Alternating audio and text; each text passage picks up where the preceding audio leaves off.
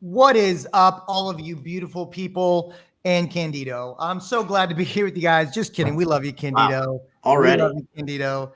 Already. Welcome to episode 43 of the guys. We are 9 away from the anniversary. It's gonna be amazing. So episode We look 43 good for our age. of the Reload Show. As always, I'm Sean Richard. I have with me my two amazing and superior co-hosts, Candido Diaz and Mr. Mark Sullivan. What up? What up? Fellas? What is Far going superior. on? Happy Tuesday. I'm what? No. He said superior Oh, co-host. yes, So yeah, absolutely. Yeah, you guys are the bomb.com. I'm just here for the ride. All right. Good stuff. Well, thank you to everyone joining us. If you're checking us out on Facebook, Instagram, YouTube, The Collective, we are glad that you are here and we're excited to be here. Guys, it's a big week in our industry. It's a big week, right? We got a lot of stuff going on, right? So it is. we're gonna get into some of Honestly, that. I think it's a week we've been waiting on for 2 years, a little more. Minor details. Minor details. It's a big one. But hey, I would be remiss if we did anything other than start with wins and losses. So, Mr. Mark, why don't you kick us off? Man, I'm going to stick with the wins that I've been having. I've been having a lot of really awesome conversations with my clients.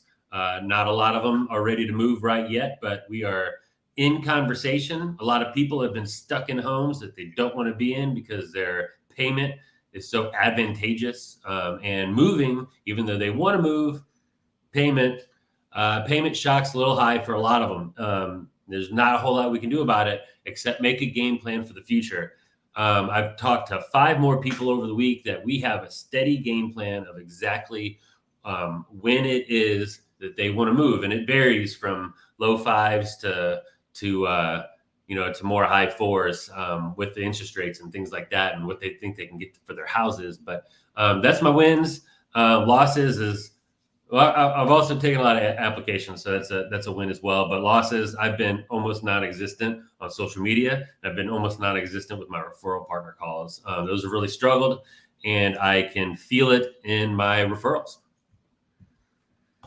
Awesome. Fair enough. I'm surprised. I think every other Kansas City fan has been pretty loud on social media, so we appreciate you not saying anything, Mark. Well, oh yeah, I mean, how many times can we talk about Kansas City winning before it just gets old? Yeah. Oh yeah. Anyways. Yeah. Totally not a PI we don't call. have enough time. We don't have enough time for in the show, guys. Let's totally not a PI call. You're right, Candido. You're right. Candido. Wins and losses, buddy. How you looking? Yeah, so let's start with the losses. I lost a deal this week. It was kind of expected, but that wasn't even my biggest loss of the week. Last week, I was not present. I was golfing in a Habitat for Humanity golf tournament, raising money for a good cause. I had more slices than a party pizza. It was my golf game was the biggest loss this week. So, what can you do?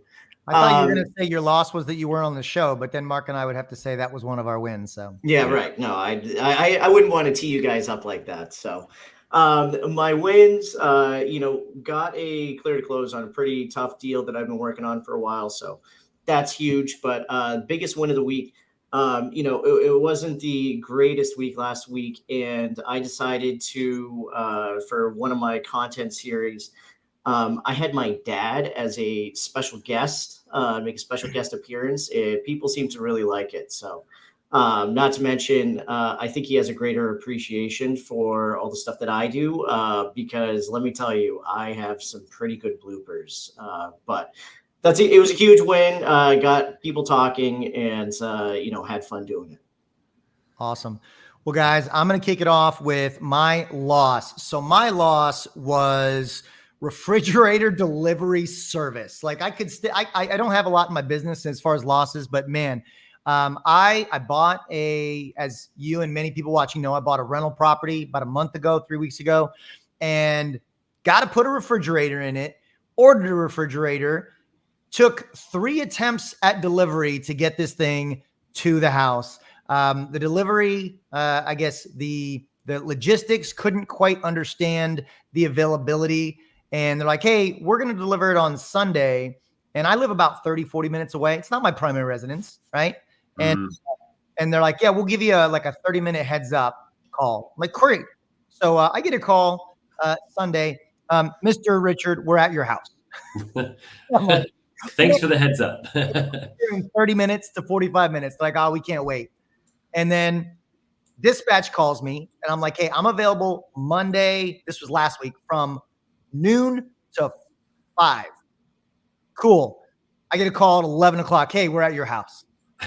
What are you doing? So finally, yesterday, we were able to sync up and got the refrigerator delivered. So it was a win, but it was a loss. My big win, though, came just before we hopped on the show today. I've been working with a veteran client who is looking at buying like a $1.5 million home. He's got a very unique financial setup, and it's just something that's just very not run of the mill. Lot of paperwork, a lot of details to dig into. And it was very much a 50-50 toss up for the last 4 or 5 days. Just got the sign off on that today from my credit team. Oh my goodness gracious. Client's going to be ecstatic.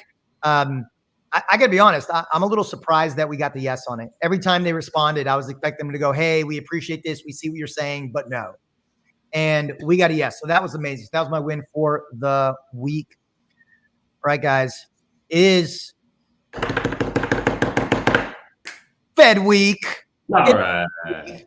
We got the Fed in their meeting today and tomorrow. We're going to get some JPOW action tomorrow after they decide what they're doing with the Fed funds rate. So today, what are we talking about? We're talking about how, as real estate agents and loan officers, we can communicate economic events, activity to our sphere while maybe not making them feel dumb or helping them educate. Because a lot of times they think one thing and it's kind of not even close to the case, right? Like Candido, Mark, like how many of the clients that you've helped over time think that when the Fed moves interest rates, that means they're moving mortgage rates? Pretty much all of them. Everyone.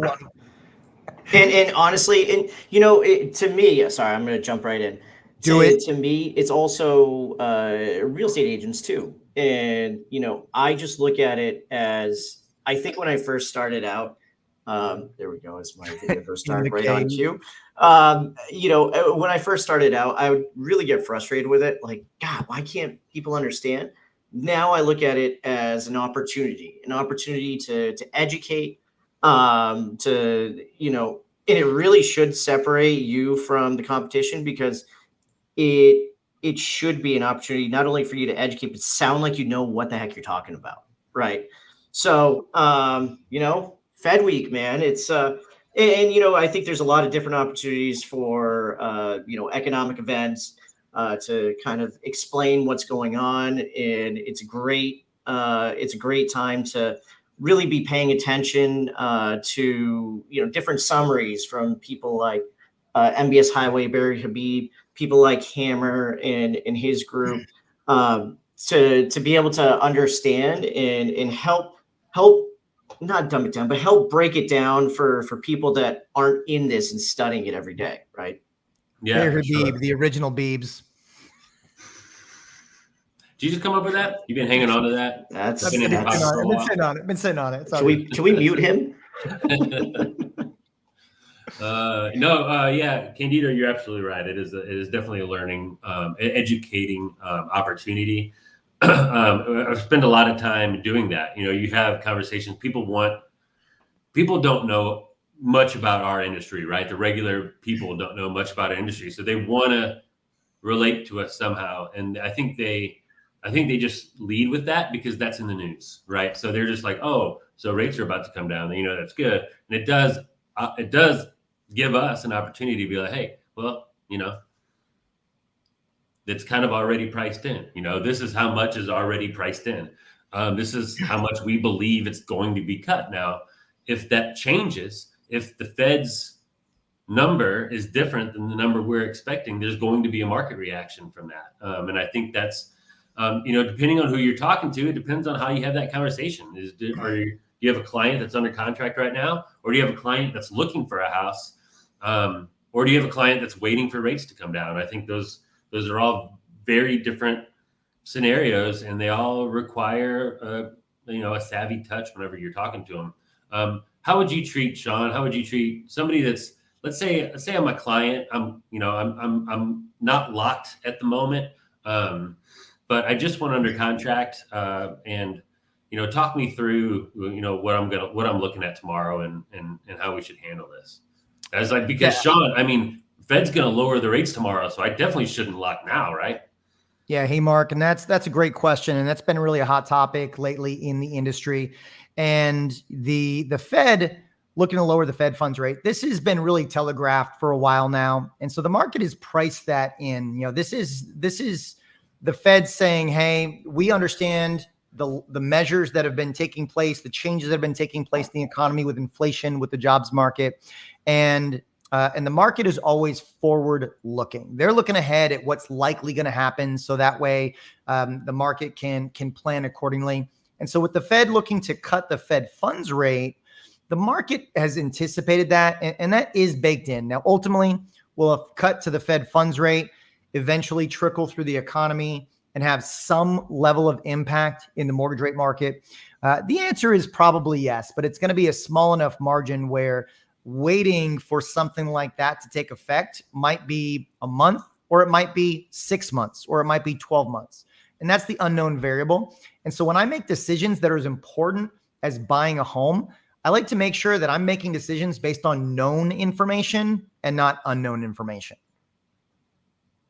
So I'm gonna pivot a little bit, guys, and I'm gonna take this in a slightly different approach. So Sure. I want and I'm going to use some buzzwords in our industry here lately. So we want to be the knowledge broker, but for our clients. And what that really means is we need to proactively be in front of our clients with actual information, with updates from us to kind of disseminate the information without the media bias, without the media spin. And I'm not saying like left-wing, right-wing bias. The bias that I'm talking about is the media bias for salacious headlines, right? Like we all know negativity sells. That it's the news is probably one of the biggest conglomerates that takes advantage of human nature and psychology. They know that our brains are constantly looking out for protecting us, for fear, for danger. And so most of the news headlines are going to spin information in a way that has us worried. And so that's an opportunity for us, real estate agents, loan officers, to be proactive and be the knowledge provider for our clients. So as an example, with the Fed looking to increase the Fed fund or decrease the Fed funds rate, this was an opportunity for us to get out ahead and maybe send a blast email to our database with a video explaining what's going on and what it means. Anytime we see economic headlines, I think that represents an opportunity for us to get in front of our clients. In sales, one of our goals is to constantly generate conversations, right? Because conversations lead to relationships lead to sales. And so in sales, every economic update, every economic change, every industry update change is an opportunity to generate a conversation, but only if we are putting the information out there, whether it's a blast email to our database, whether it's a social post, whether it's, just dialing a list of clients that are in your database. It's an opportunity for us to control the narrative and really help our clients or prospective clients digest the information in a way that's going to be most beneficial for them.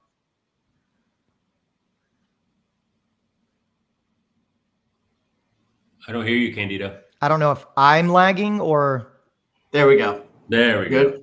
Yeah. All right. Yeah, we don't I hear think you hit I think I muted him. the nail on the head. So, one of the most important points is in so many words, you want to play Switzerland, right? Obviously, there's a lot of media bias out there. but you want to educate, provide the information without providing the bias. So it's such an important point that I really wanted to expand on that, because that's where you kind of have to be careful. No matter you're having the conversation one-on-one, you're doing a mass email blast, or you're on social media. You have to make sure that you're staying top of mind, but just providing the information. You want to be able to provide the information so that way the people can make educated decisions, right? Decisions not based on, oh, I hear this is going on. Oh, I hear this is going on. Well, Mr. or Mrs. Customer, this is all the information. Now, take that with whatever grain of salt, and we'll go from there. Depending on whether people are locking today or floating into tomorrow, you want to assure that you have their best interest in mind, and go from there. But it's so important to stay neutral, in my opinion, especially as our timelines are going to be absolutely filled and flooded with political and all this talk. So that's my 2 cents, if you will. Yeah, Mark. Yeah, that's awesome. So it depends on the economic. It depends on the economic news that's happening, right? Sometimes it's extremely volatile, and to me, it's leaning on the people. It's leaning on the companies and the people that you rely on for solid information. Like Sean said, we don't rely on the news. We don't rely on what MSNBC or Fox News says on their broadcast about the housing market, because those people are not experts on the housing market. What we do is we pay subscriptions to hear industry experts tell us what they think's going to happen. Which my favorite is Barry Habib. Hammer is also amazing for all the LOs out there looking for places. I mean, even the real estate agents. Sometimes it's a 10 to 15 minute thing in the morning, and you'll be very educated when you leave it. What I'm doing for this specifically, we're talking about the Fed meeting that's happening on September 18th, 2024. For those of you who are watching this in the future, I told all my people to lock. If you've got the rate that you're comfortable with, lock it. The reason being is because we don't know what's going to happen. For the longest time, we've thought, hey, they're gonna drop it by 25 points, right? But now you see a lot of people saying 50.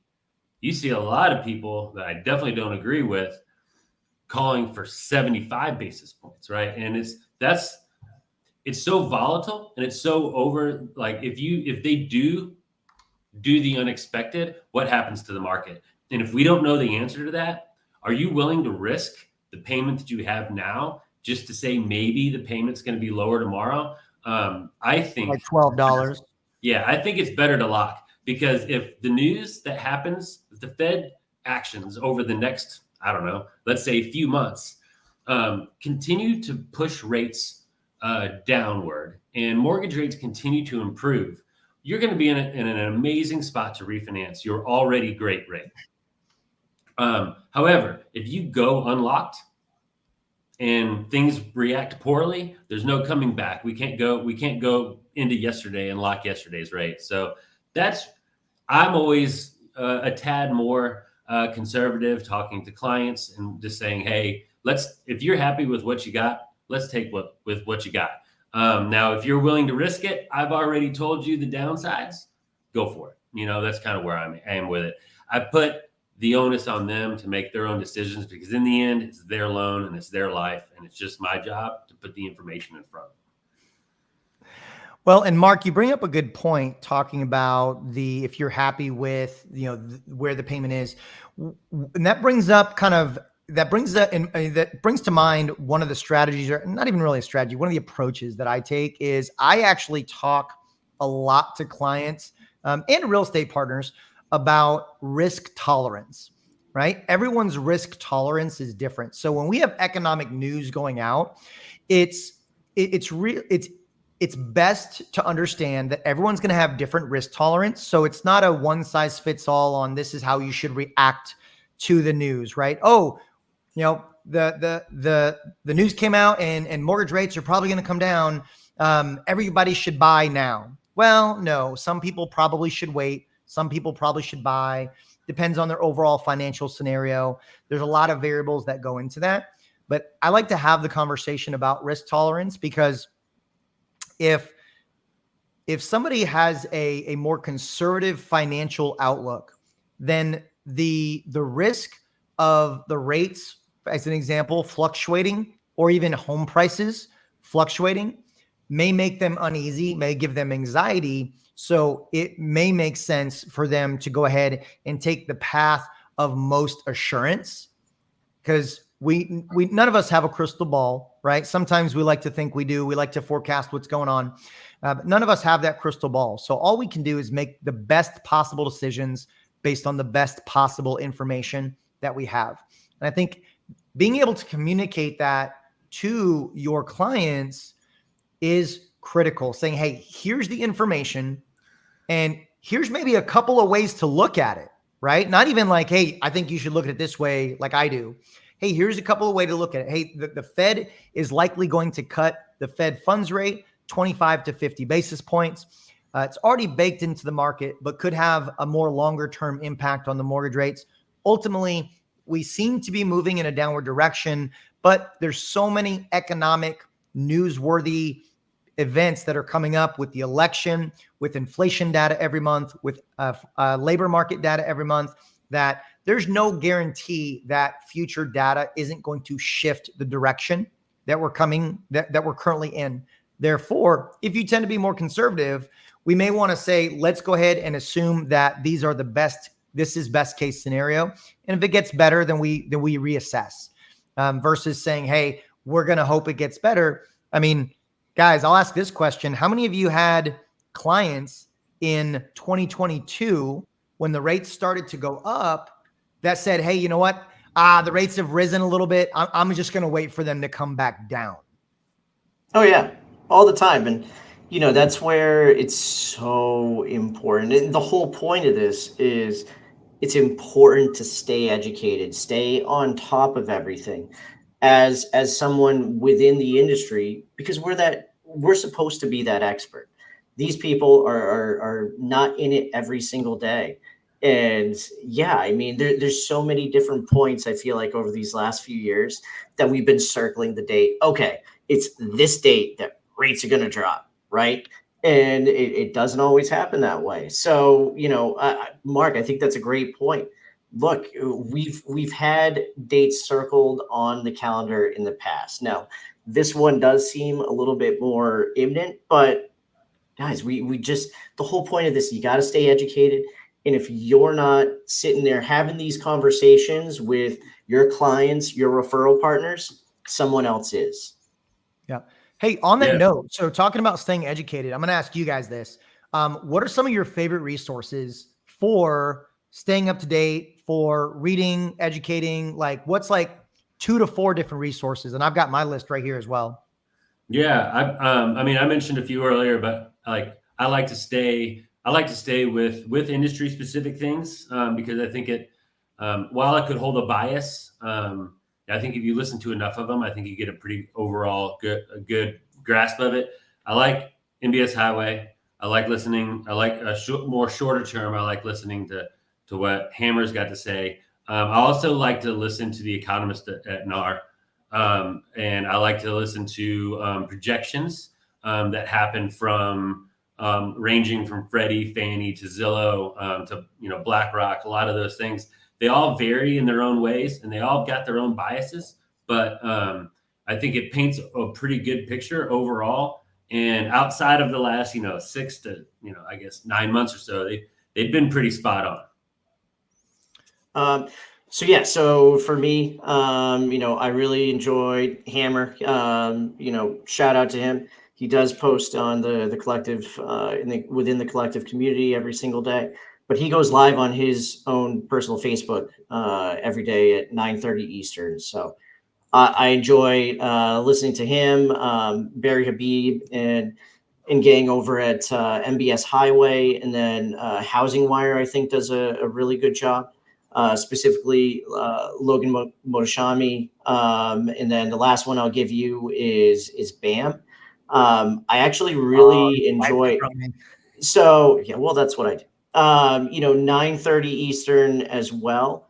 They do go live Monday through Thursday, and I actually also like watching that because it's more from a realtor perspective, which I think can kind of give us a little bit of an advantage, so that way we can kind of figure out how to tailor our conversations. Yeah, and some of my top, so BAM's a good one. BAM now, Inman, another great one. A lot of great real estate content on Inman. I also like Keeping Current Matters. I think that's another great one that we can utilize in our industry. For real estate investing side of things, Bigger Pockets is another really, really good one. Bigger Pockets is really good. Yep. Bigger Pockets is good. And then really the news and blog section and a lot of the bigger online companies like your Zillow, Redfin, Realtor.com, like some of the articles that they put out can be useful for educating us and really creating content. Candido, shout out. So I think those are some of the top resources that we can be using to educate ourselves on a daily basis, in addition to the ones that you guys have already mentioned. So yeah, I'm going to throw one more thought out there, and it's because we've kind of been digging on them throughout the program. As an industry person, so if you're watching this and you're a consumer, not so much, but if you're an industry person, if you're a real estate agent or you're a loan officer, it's also good to make sure you know what the consumer is consuming, right? So like, if somebody could call me and I could say, this is what I think. If I don't have a good lay of the land on what the overall consumer is hearing, just in the general news, it could be so opposite from what they have heard or what they think to be true that there's no way that they're going to accept what you're saying. All right. So if you know that somebody, not naming names, but it rhymes with Fianna Folic, says something really crazy on her show, you got to know what she's saying so that whenever you talk to your prospects, you talk to your clients, that you can say, yeah, I know this is floating around, but let me tell you why. And then you poke holes in that, and it makes them more open to hearing your side of things and why you think the way you think. So it's really important to know what everybody's gathering so that you can be the best educator you can. So I think to kind of summarize and wrap up, we need to constantly stay educated on all the economic events, housing events, finance events, all of the things that the people that we're serving are paying attention to, keeping ourselves educated so that way we can educate them and be the source of clarity when it comes to all that information. Awesome. Guys, Yeah. Any parting thoughts for our audience today? Stay Switzerland. Stay Switzerland. Stay Switzerland. Stay educated. Stay educated. There you Make go. sure you know what you're talking about. If you have any questions, you want to talk about any of the stuff, DM one of us. DM us, reach out. You got our handles right there on the screen. Thank you everyone for tuning in. Episode 43, The Relo Show. Thrilled to have you here. If you're watching us on the replay, thanks so much for checking us out. For Candido, Mark, and myself, we'll catch up with you next week. Peace.